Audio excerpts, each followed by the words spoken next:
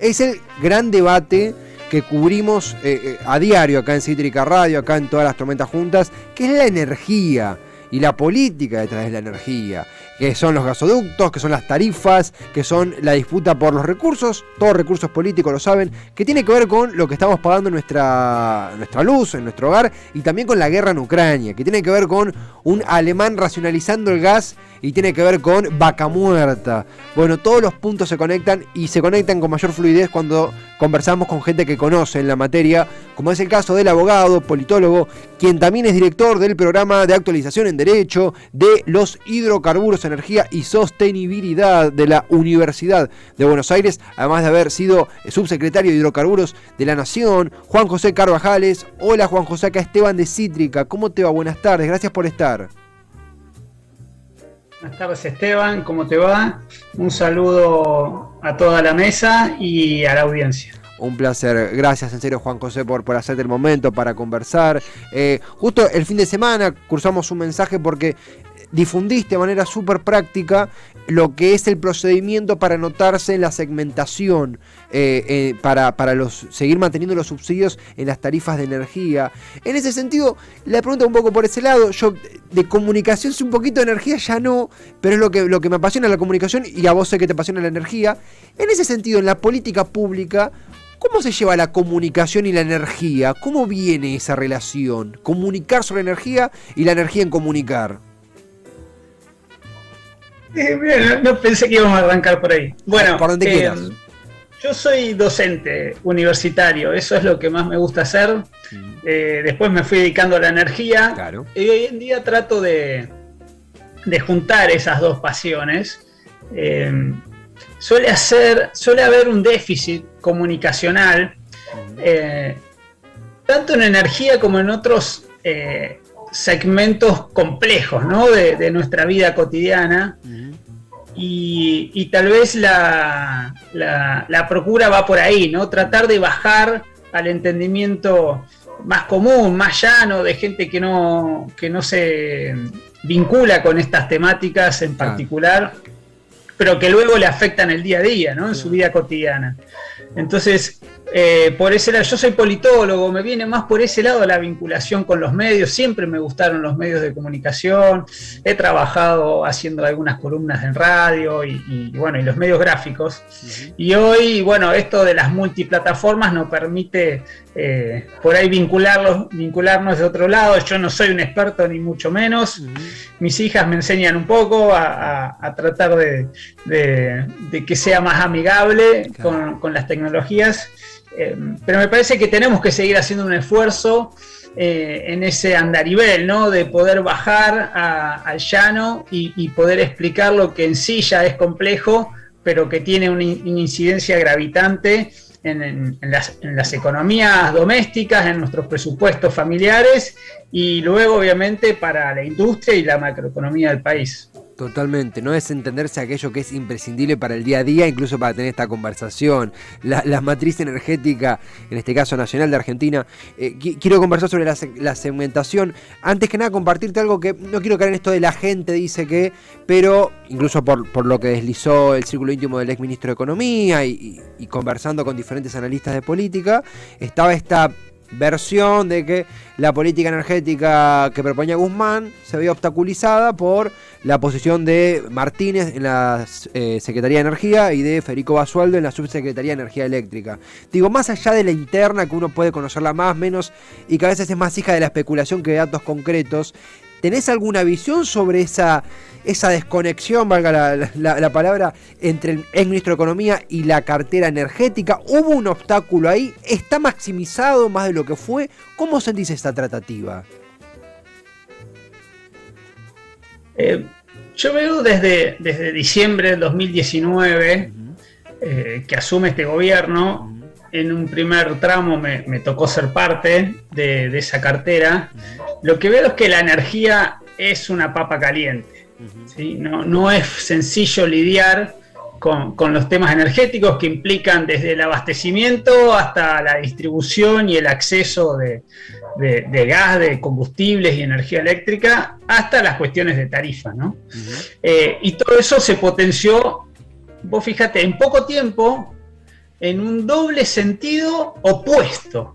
Porque durante la pandemia ocurrió algo sin precedentes, que fue la caída de la demanda local e internacional, y por ende de los precios, y no sabíamos dónde almacenar la energía, dónde guardarla, teníamos buques flotando, los tanques llenos, nadie le compraba a nadie, no se vendía nada. Y me acuerdo que ahí las presiones eran, bueno, bajemos los precios en surtidor y que la energía salga barata. Siendo que nosotros tenemos una industria muy desarrollada en producción energética de petróleo, gas y energía eléctrica, y eso podía impactar obviamente en puestos de trabajo, en actividad, en recaudación. Ahora, un año después tenemos el escenario totalmente opuesto, ¿sí? Claro. Primero por conflictos geopolíticos y luego por la guerra en sí misma.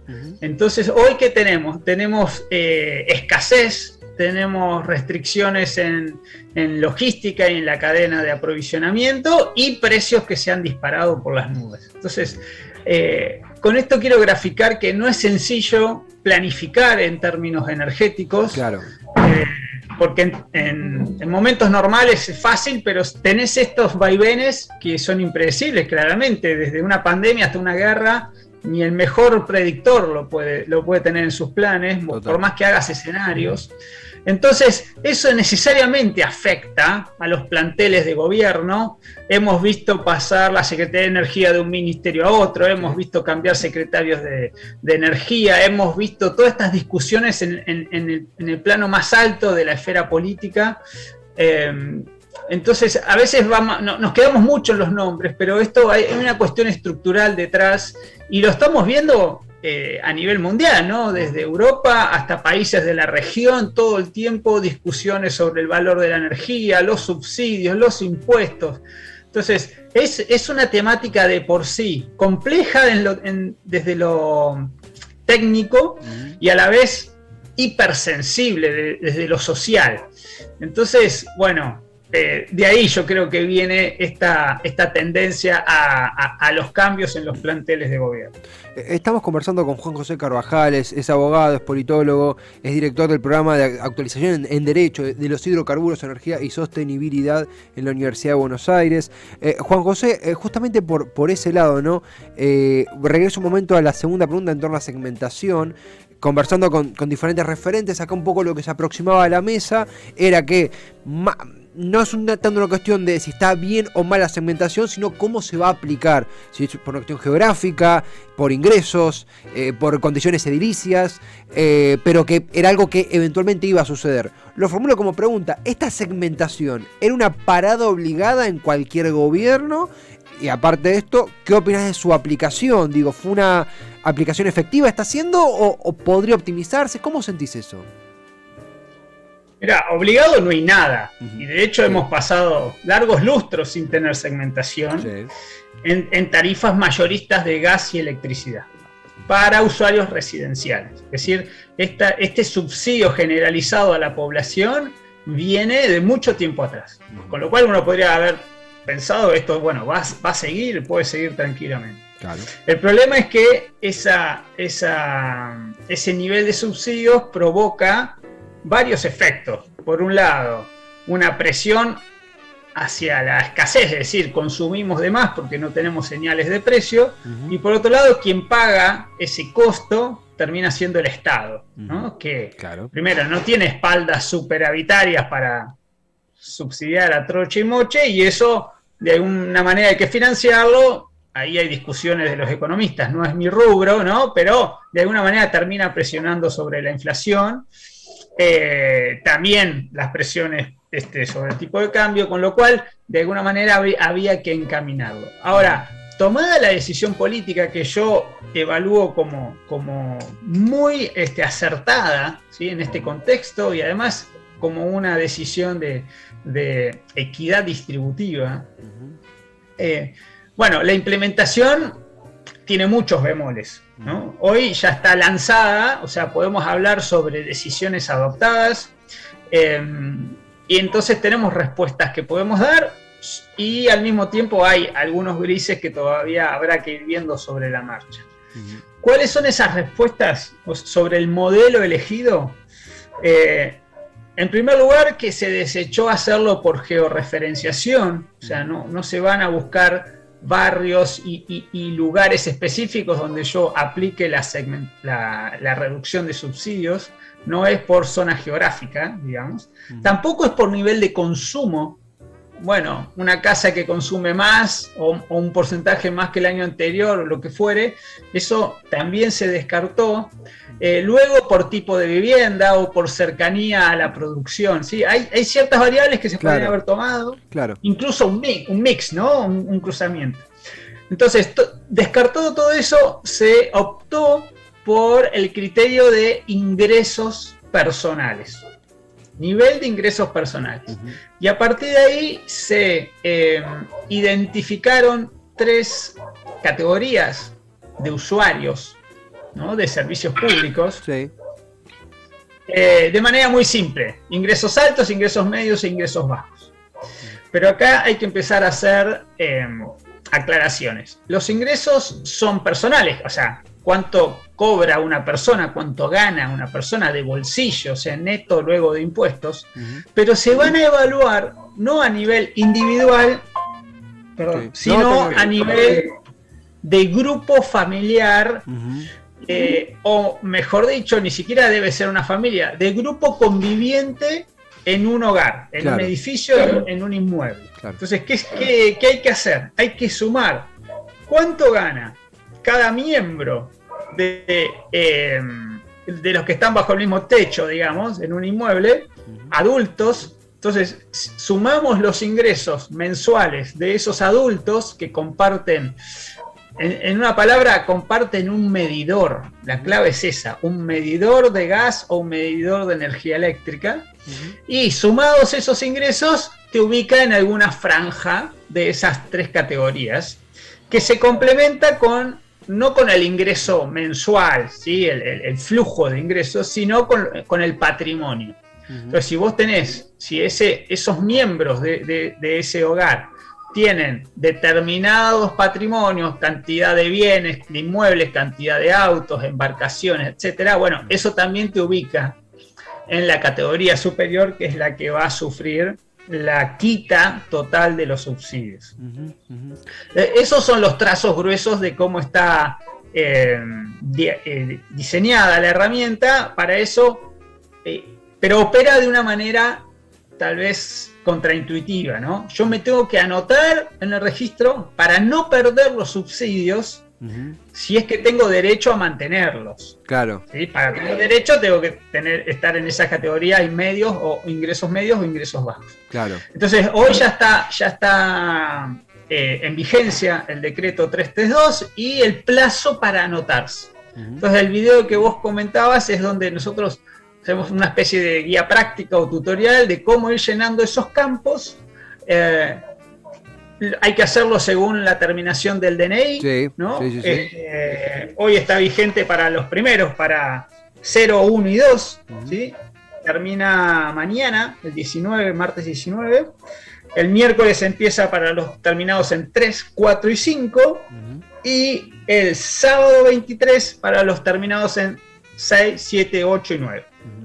Y luego, desde el 26 hasta fin de julio, van a haber unos días ahí para si alguien se colgó y no lo hizo a tiempo, lo puede hacer en ese momento. Claro. Y según anunciado hoy, va a haber después una instancia para hacer rectificaciones, reclamos, reconsideraciones. Claro, va a haber un filtro también desde la base de datos del Estado para que aquellas personas cumplan con esos requisitos o no. Vos sabés que te escuchaba, Juan José, porque fue una respuesta y fue información también. Cuando uno dice Twitter es servicio, las entrevistas también son servicio, como medio que somos. Una pequeña anécdota, ya que bueno, vos sos politólogo. Yo en la Facultad de Ciencias Sociales, estudiando Ciencia Política, compartí clase con Ernesto Adida, que es un periodista, y en 2019, antes de todo esto que pasó, me acuerdo patente que en la última clase me dijo, dale bola, le comenté que me gustaba la comunicación, dale bola al tema energía, y me dijo JJ Carvajales. De hecho, yo en algún anotador en mi casa tengo, lo juro, lo comenté acá al aire, así que no es adulación gratuita, sino que tengo anotado, no sé, clase de metodología tanto, JJ Carvajales.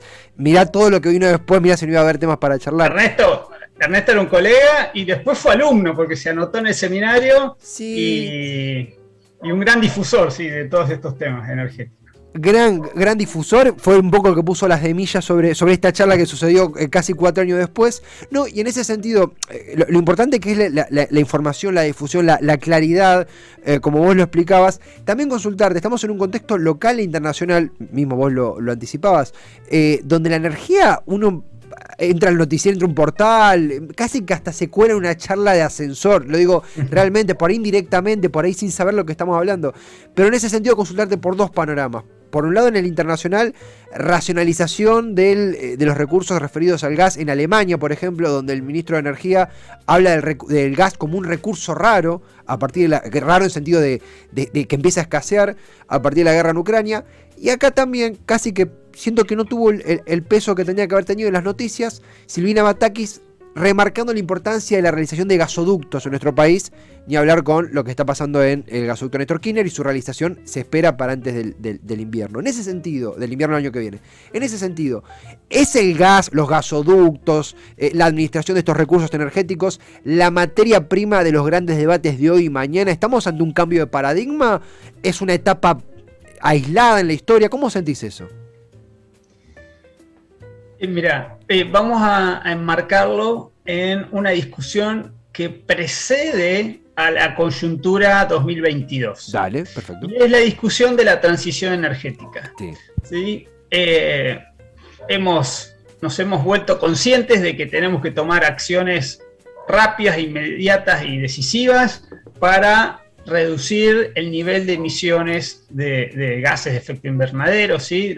Ir hacia la descarbonización. Sí. Y esto, en 2015, el Acuerdo de París implicó compromisos de todas las naciones, en diferente medida, pero compromisos globales en ese sentido, ¿no? De la descarbonización y un sendero hacia las emisiones cero de carbono, net cero. 2030 y 2050. Ahora bien, en ese plan de descarbonización es clave el gas natural, no tanto para nuestro país, sino para el mundo, porque el mundo consume entre un 25 y un 30% de carbón para generar energía, y también de petróleo. Entonces, de esos fósiles, el gas natural es menos contaminante. Y lo primero que están intentando hacer las potencias es virar hacia el gas natural. Claro. Para eso, llevan adelante una serie de acciones, entre ellas también procurarse hidrógeno, ¿no? Y la incorporación de energías renovables. Ahora, esa decisión que ya ubicaba el gas como el vector de la transición energética, se potencia este año con la crisis global desatada por la intervención de Rusia en Ucrania, por la guerra, que hace estresar los mercados de aprovisionamiento de gas, sobre todo para Europa, pero a nivel internacional lo que hace es presionar los precios al alza. Entonces, claro, esos dos efectos tornan al gas natural nuevamente como un elemento clave, porque Rusia era el gran proveedor de Europa en gas. Entonces, cuando Europa tiene que salir a buscar un proveedor, un suministrador confiable y que sustituya ese gas, advertimos que, yo siempre digo, como que nos habíamos pasado de rosca, ¿no? Sí. Primero buscábamos, yo quiero la energía que sea así o asá, que venga de esta fuente, que tenga esta tecnología y estas emisiones, etcétera, y de repente advertimos que lo primero es tener energía. Claro. Después preguntamos de dónde viene. Y después preguntamos qué uso hacemos, si más eficiente, menos eficiente, etc. Entonces yo creo que hoy Europa, y lo vemos con Alemania, ¿no? Un gobierno de los verdes que tenían en su plataforma cerrar centrales nucleares, cerrar centrales de carbón, ir a las renovables, al hidrógeno, etc. Y hoy estamos viendo que restablecen estas centrales que estaban cerradas o extienden la vida, ¿no? Porque hay algunas nucleares que las iban a cerrar. Sí. Entonces, la seguridad energética vuelve a estar en la primera plana.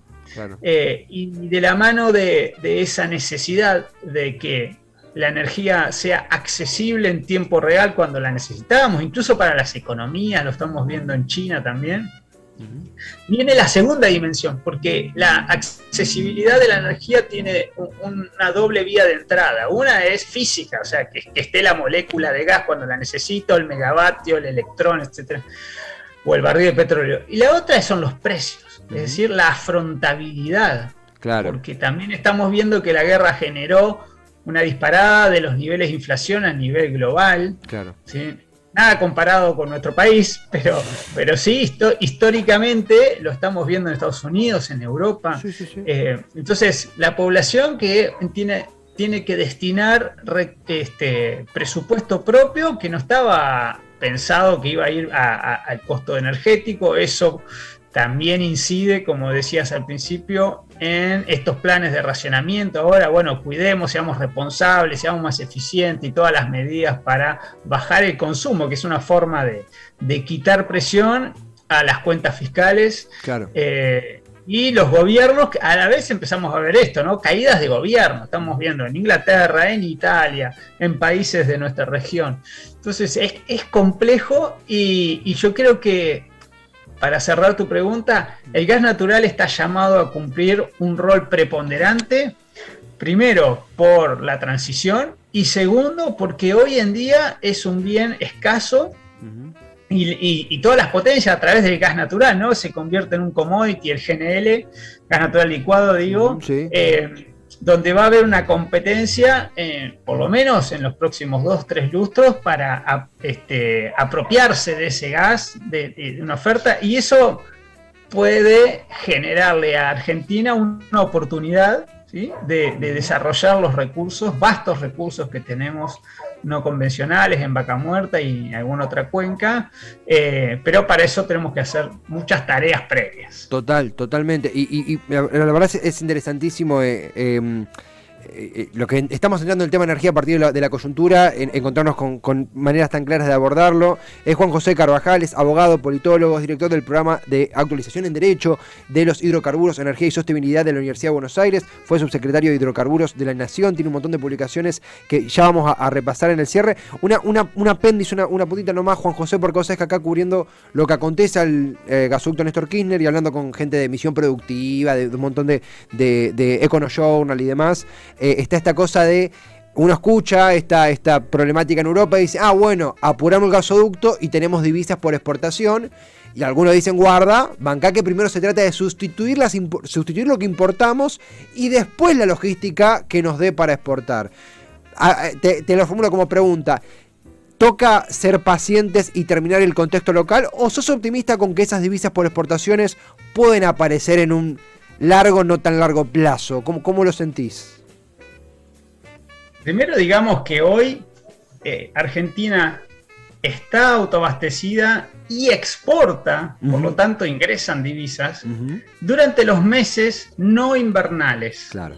Esa es una realidad a partir de principios del año pasado, ¿sí? Con el plan Gasal se volvieron a generar saldos exportables en verano, lo cual implica que los gasoductos están saturados, que la demanda está abastecida, claro, y que se pueden autorizar exportaciones en firme a Chile o a Brasil vía energía eléctrica.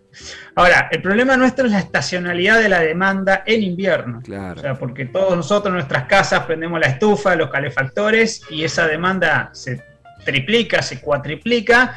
Entonces ahí, hoy por hoy, no alcanza la capacidad de transporte para evacuar el gas hacia los centros de consumo. Claro. Entonces ahí sí, en ese marco se inscribe la discusión del gasoducto Néstor Kirchner, de otros gasoductos secundarios, ¿no? Que orbitan ese gran gasoducto troncal, y saber que lo que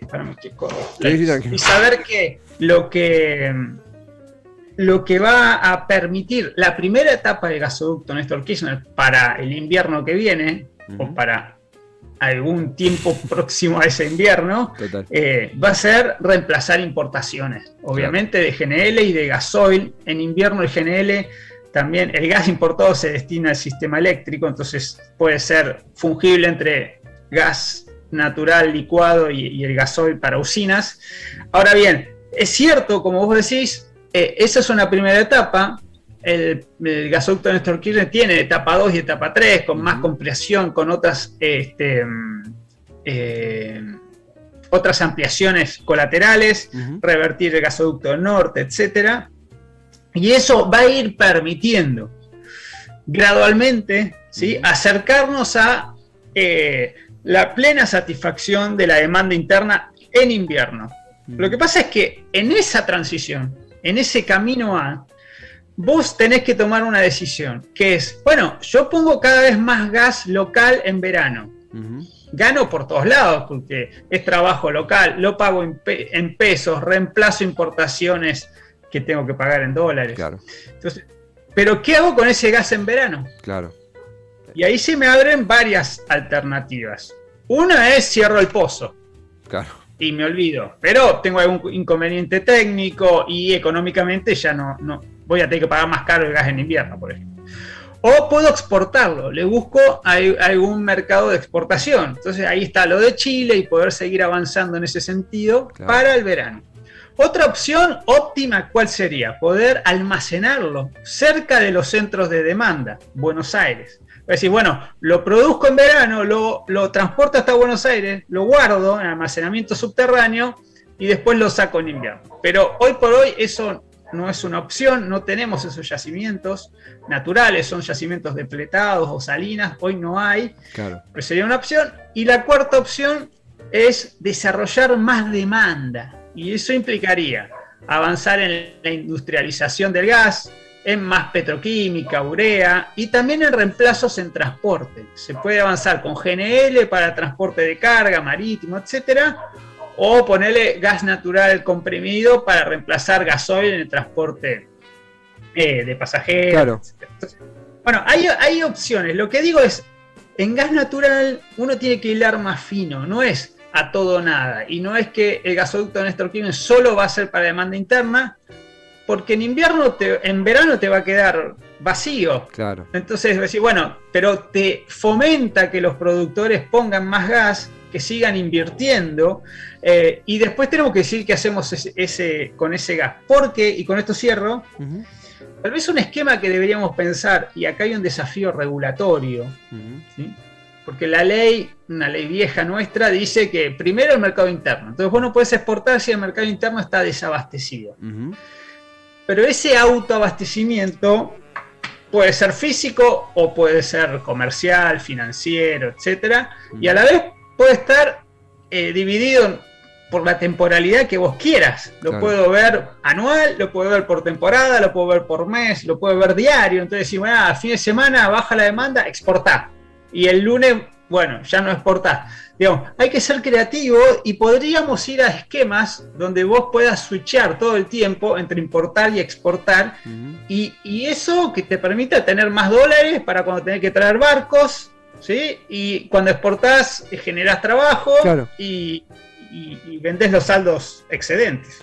Exactamente, estas cuatro alternativas, 4/5 alternativas que comentaba Juan José, interesantísimo para seguir profundizando realmente el conocimiento que tenemos y que vamos incorporando sobre no solo el gasoducto Néstor Kirchner en específico, sino sobre política energética en general. Es un golazo realmente poder abordar estos temas de primera, como estamos haciendo, como estás haciendo. Agradecerte el tiempo, pero antes, por supuesto, consultarte en el lado académico, en el lado de publicaciones, en el lado virtual, donde podemos encontrar, continuar la conversación, acceder a más info. ¿Dónde andás? ¿Qué querés chivear para el cierre? Bien, tenemos para el segundo semestre del año, estamos lanzando la segunda edición del posgrado en la Facultad de Derecho de la UBA, que es un programa de actualización en Derecho de los Hidrocarburos. Acabamos de terminar la primera cohorte y ha sido súper exitosa, así que los invitamos, comienza el 1 de septiembre. Luego estamos lanzando en nuestra querida Casa de Ciencias Sociales de la UBA también, nuestro seminario de Energía y Desarrollo. Es un seminario del último año de la carrera de grado, pero está abierto al público. Creo que este año volvemos a la presencialidad, Sí. Y ahí se pueden anotar también para cursar los viernes a la tarde. El otro es los jueves a la mañana.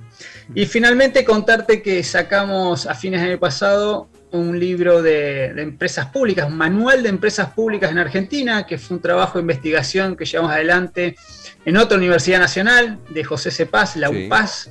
Y ese libro está disponible, está colgado de la página de la editorial. Así que pueden entrar a la página de la universidad UNPAS, ahí van a la editorial y hay un catálogo donde está el manual de empresas públicas en Argentina entre 1946 y 2020. Así que eso está disponible. Completísimo, en el lado académico, en el lado de publicaciones, en el lado político, siguiendo, intercambiando información sobre este tema que realmente es imprescindible y que conocerlo en profundidad hace que tengamos una mejor calidad de vida, la energía. Juan José, gracias en serio por el tiempo, por la gran entrevista. Fortísimo abrazo, buena semana, nos reencontraremos. Gracias a ustedes por darle tiempo para que uno pueda explayarse, que no es fácil conseguirlo. Bueno, un saludo a toda la audiencia y estamos en contacto. Lo mismo, Juan José, gran abrazo, un placer. Juan José Carvajal, es realmente una charla completísima sobre materia energética a nivel nacional e internacional. Tengo muchas ganas de anotarme en el seminario. Yo sabía que había un seminario, no sabía que seguía en sociales. Gran recomendación. Yo tengo los seminarios hechos, pero voy de oyente porque realmente me interesa. Es abogado, es politólogo, es director del programa de actualización en Derecho de los Hidrocarburos, Energía y Sostenibilidad en la Universidad de Buenos Aires. Bueno, fue subsecretario de Hidrocarburos de la Nación. Palabra autorizada, Juan José Carvajales, realmente con una nota completísima e integral sobre uno de los grandes debates de nuestra generación.